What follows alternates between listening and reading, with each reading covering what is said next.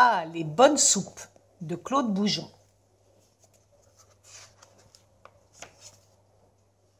Ah, les bonnes soupes de Claude Boujon. Quand la sorcière Ratatouille se compara à la photo du magazine, elle se trouva moche. « Je vais me transformer, décida-t-elle. Grâce à mes recettes magiques, je deviendrai plus belle que cette fille de papier. »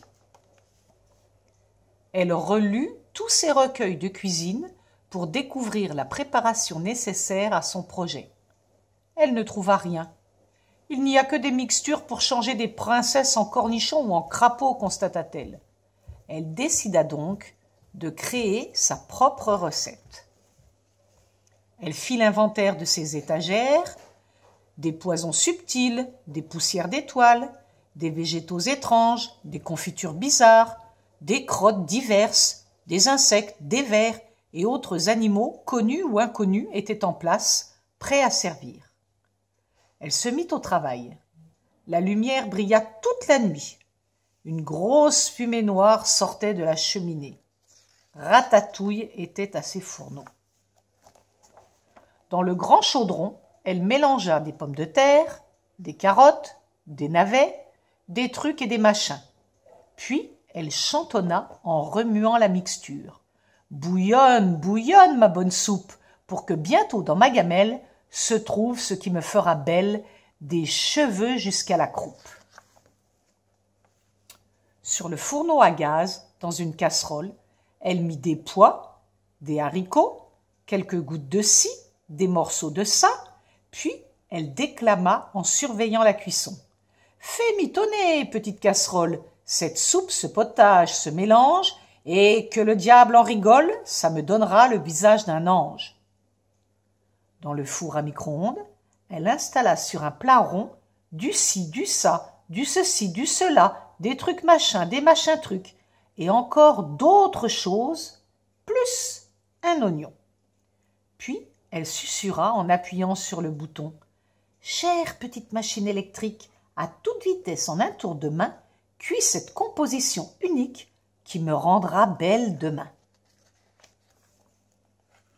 Elle renouvela l'opération avec d'autres ingrédients, et quand tout fut cuit et servi, elle se trouva devant 6 assiettes diversement appétissantes. Elle se saisit d'une grande cuillère, la plongea dans une des assiettes, ouvrit une énorme bouche et s'arrêta tout net. « Et si je m'étais trompée, se dit-elle, et si je m'empoisonnais ? Prudence, prudence !» Elle posa les assiettes sur un grand plateau et parcourut la maison en criant « Petit, petit, qui veut de la bonne soupe ? Dépêchez-vous, il n'y en aura pas pour tout le monde. Pressons, pressons !» Elle en donna une au chat. Il devint sur le champ électrique. Elle en donna une aux chauves-souris. Elles perdirent le nord immédiatement. Elle en donna une aux crapauds. Ils firent dans la minute des bulles multicolores.